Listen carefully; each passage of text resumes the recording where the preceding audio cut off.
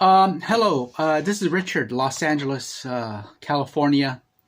I haven't done a video for about a month and a half. Please excuse me to my fan base. I've been really busy taking care of family, but there was an interesting interview with Kathy Wood and Kevin O'Leary regarding cryptos, bitcoins, and about the stock market. But at any rate, Kevin O'Leary brought up a very interesting question about Bitcoin. And the question was that Bitcoin, the time that it was created, but you don't know what the location, the location of where it was created. You don't know that. So please watch my previous videos. I had always professed skepticism about blockchain technology. And with blockchain, it is stamped. It's got a lot of verifications. But with blockchain technology, although it's verified, if you have a point in time where it is corrupted on a certain part of the chain, it can be verified as well. What I'm trying to get at is that everybody on this planet is touting accuracy, perfection with blockchain technology. I beg to differ.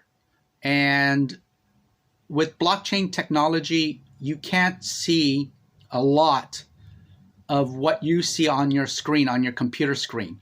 So again, he talked about the time it is verified on Bitcoin, but as far as the location, it's not verifiable. So what he's getting at is compliance. And as more time goes on,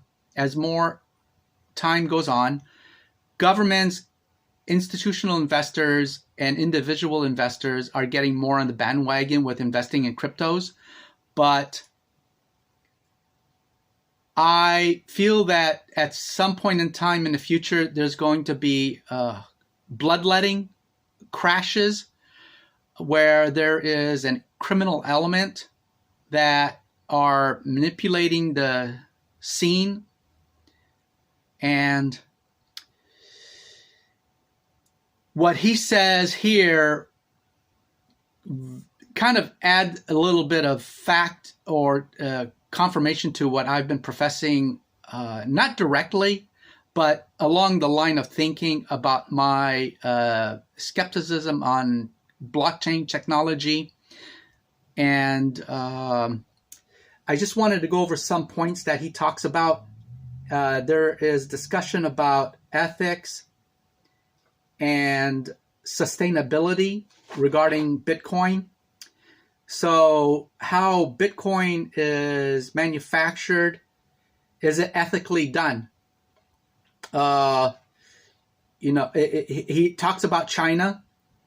He talks about blood coin in reference to blood diamonds, how diamonds are mined in Africa. If you don't know about that, there is a lot of unfair labor policies in Africa and in mining diamonds. So they label that as blood diamonds.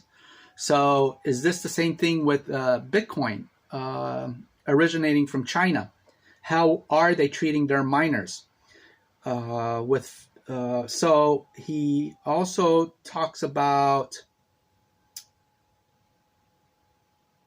the market cap. He mentions that the market cap is at $1 trillion, and he says that's very small. And I kind of agree with that, because $1 trillion market, it's huge, but it's not that huge when you compare that to the stock market. And he talks about version coin. So let's get into this video, and then I will add a little bit tidbit, and then we'll leave that off. obviously, as my cohorts do here, in a highly regulated environment, O-Shares has a mandate for quality and preservation. It's used in many family trusts and pensions and institutions that are looking for a way of protecting downside. And so I take a lot of direction from their guidance on the kind of indexes we look to develop in the future. And Bitcoin was not one of them for one singular reason, that regulators globally were not on board. Now, when facts change, I change, and facts have changed. Regulators in Switzerland and France and Australia, New Zealand, Canada have all decided to take a more relaxed stance and view this as a potential new asset class. And so the question is now, for most institutions, how do you want to participate? In what way? Do you want to have a situation where you're allocating a certain percentage or not? So that's the binary decision. Yes or no, in or out. That's number one.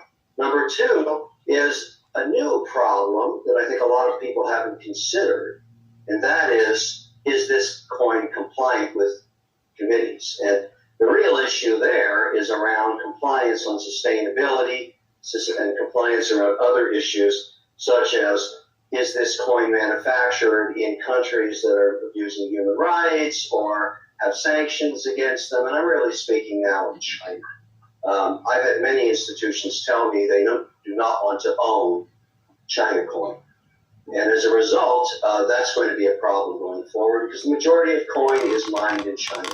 So I'm spending a fair amount of my time these days trying to deal with miners that are willing to mine compliantly, not just for me, but other institutions that are really interested in owning a coin that has some kind of provenance to them.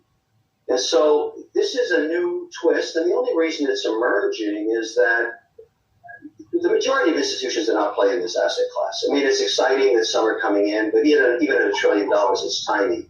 If it's going to grow, it's going to be because it becomes compliant to ethics committees and sustainability committees.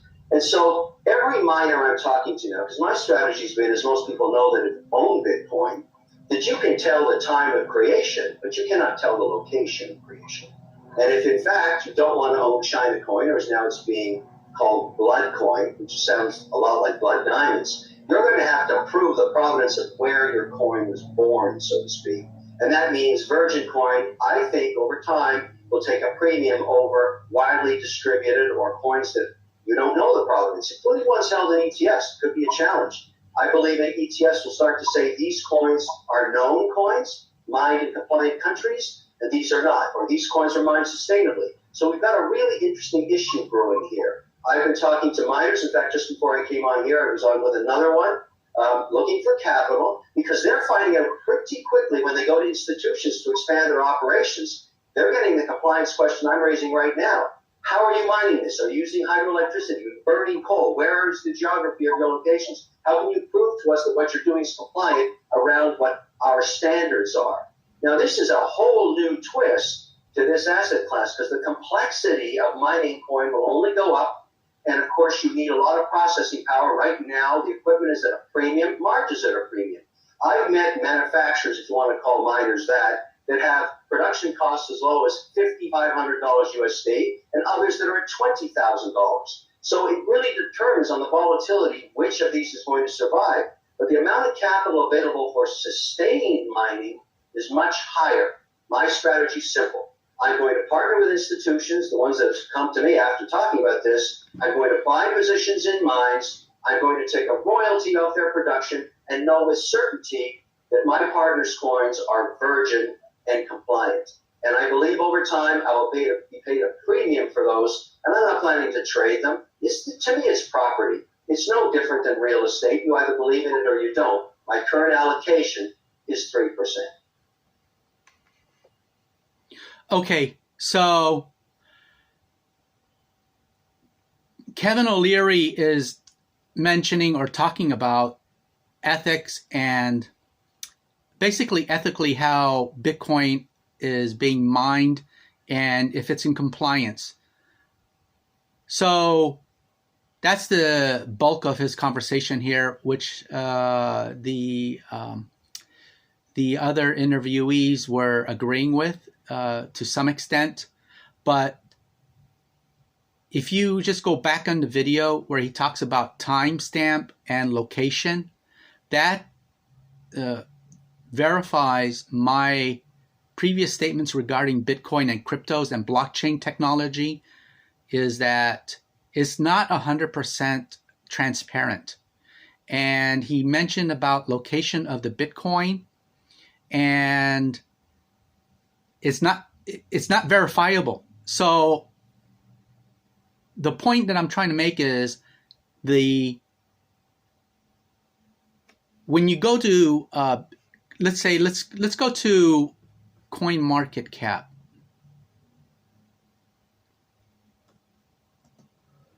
When you go to CoinMarketCap, you see, okay, this is software driven. So what you're seeing is CoinMarketCap is a company that utilizes software, and they tie it into databases that provide you a value on Bitcoin. So they go in layers. So right now Bitcoin is at 51,000, and the market cap is about 968,000, close to $1 trillion. So regarding machine language and programming language, you're not seeing it. And that goes to exactly what I've said in my previous videos, my skepticism about the real value of Bitcoin and these other cryptos is what his statement said about location of Bitcoin, how it's mined, where is the country, the origin country of where it's mined. You can't tell on blockchain technology. How are you going to do that? You tell me. Maybe a programmer would watch my video and make a comment on that, and that's fine. I've taken programming language before, and I understand it. So my background is in accounting and finance, but you're not able to verify country of origin. And his point was relating to ethics and compliance. What I'm saying is that his statement about that country of origin, and you're not able to verify or to tell where the Bitcoin came from, it supports my previous videos where I say over and over again, you're not able to determine the real value of Bitcoin. It's manipulated. There's a criminal element out there, and the hopes is to game the system, game it, and to at some point in time pull money out. There is this area in this programming language where it's not verifiable. With it could be verified, but it takes time, and you need to have the right tools to do that, to verify a certain subject matter on blockchain technology. But I would say that for the most part, from my belief, my observation, there's a 30% layer that is not verifiable on blockchain technology. What you see here on CoinMarketCap is a layer of software where they pull their information from a database, and then that database is pulling their information from some other database. So I hope that with this video, what Kevin had mentioned, I'm able to make my point across, that what he said regarding country of origin, although it's related to ethics and sustainability, it also touches upon what I made in my previous videos. Again, Bitcoin is here to stay. Cryptos are here to stay. It's a new wave of reality. We had the internet boom and the internet start in the 90s. And we're also experiencing a new wave of reality where Bitcoin is here to stay. So a lot of companies, a lot of institutional investors and governments are warming up to it. It's here to stay and it's here to be respected. But to me, it's all controlled gambling. So please like my videos. Please subscribe to my channel. I will do some more videos on blockchain technology, stocks in the future. But I really would appreciate your support if you can just subscribe to my channel. I'm not selling you anything, but please like and subscribe. And I just hope that I made a profound statement here where Kevin O'Leary touched upon the country of origin, which relates to software. It relates to Bitcoin technology as far as blockchain, where the country of origin, and you can't verify that. You can't tell where that origin, the origin of that coin is from.